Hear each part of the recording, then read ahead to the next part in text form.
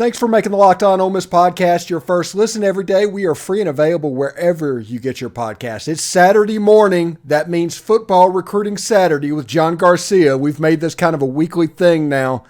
And John, Ole Miss got a commitment from Chris Davis. We've been talking about him for several weeks at this point on this show. I am really excited about what he brings. Talk about him a little bit. Huge grab for the Rebels and huge grab in state. We talk about how deep the state is.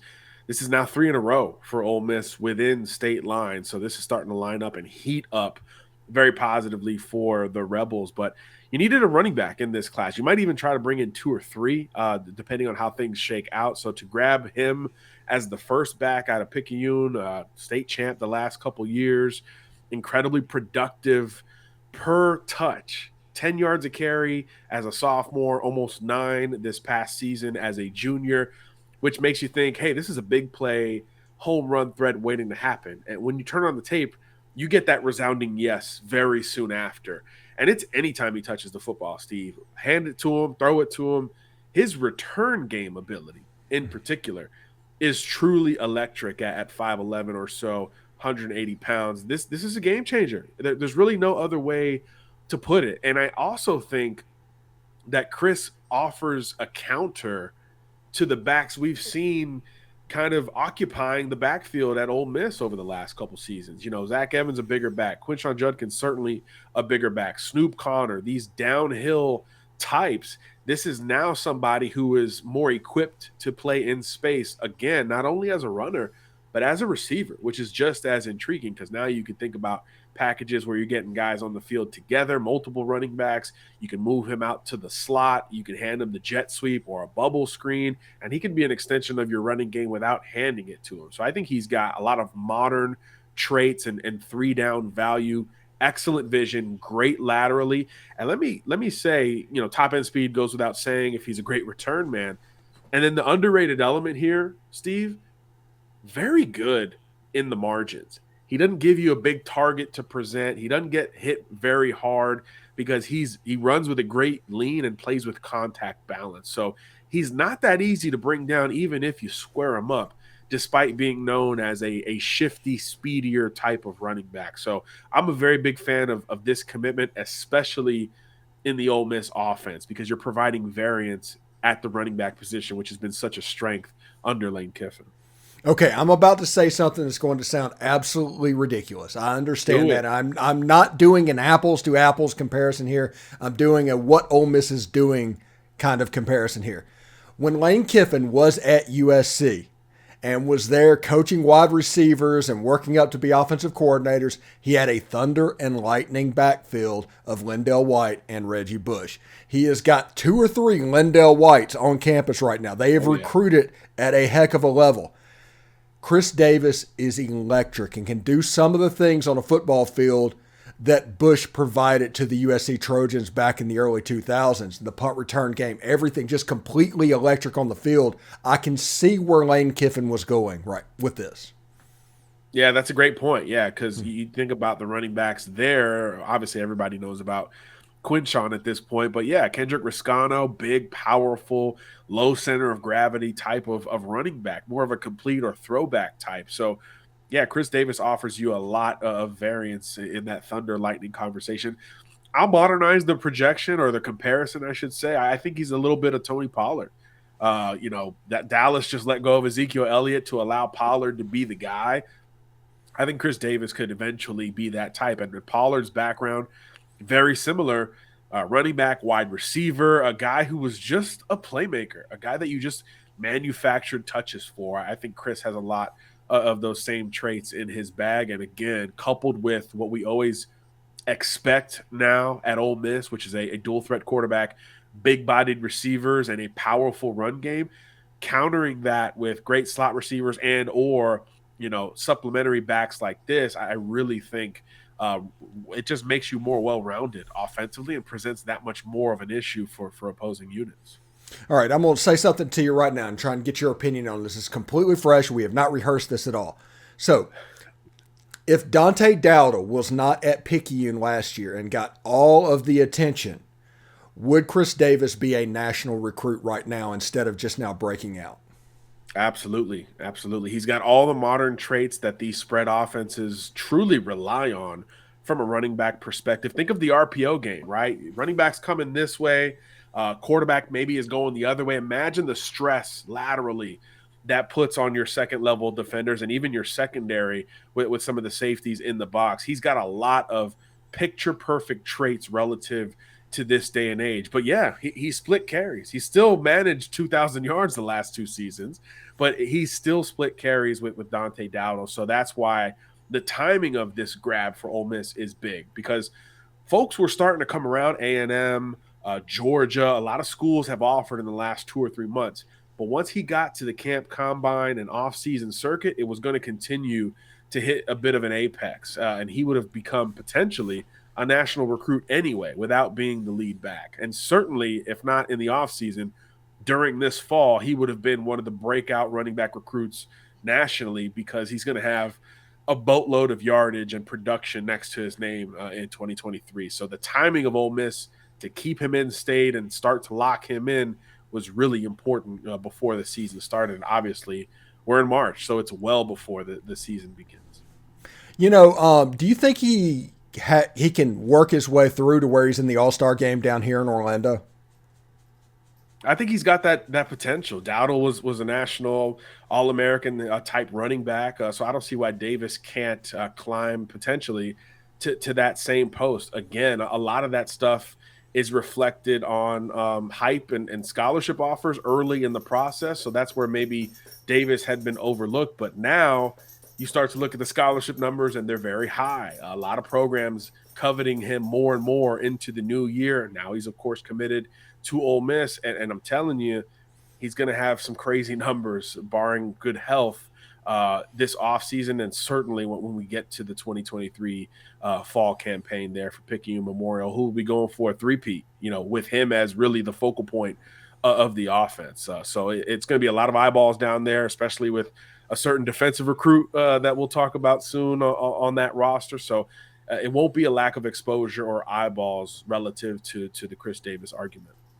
Yeah, absolutely. Let's go ahead and change gears there. We'll talk about Jamonta Waller, the defensive end that 247 Sports has listed as a 5-star recruit. That's 2 5 stars for the state of Mississippi in at least a service. And we have been talking about the bottom, those 3 stars moving up to 4 stars. That's what we were looking at when Mississippi was growing and getting 4-star after 4-star after 4-star. I wasn't even thinking about the potential of an upper crusting 4-star going up to 5-star. This class is really special. I know Jamonta Waller, I think, is supposed to be at Auburn this weekend. But Ole Miss has to be in as good a position for Waller as potentially any 5-star not named Jerry and Ely recently. Well, yeah. Well, first of all, his teammate just committed, so that's certainly a positive step there in the right direction. And the reasoning that Chris talked about on Thursday when he made the call with me over DMs was like, hey, why not put on for the home state? That's something that Jamonta has been, pitched consistently from the Ole Miss perspective, and now he's got kind of an inside source there. And it's not as if Pete Golding and the entire staff hasn't been all over this kid anyway on top of it. And then to take it to another degree, he's going to be polarizing as a 5-star, because he's not your Myles Garrett, 6'6", 295, freakish everything. He saw it off. He's more Elvis Dumervil, Von Miller, or DJ Holmes, who Ole Miss just signed last cycle.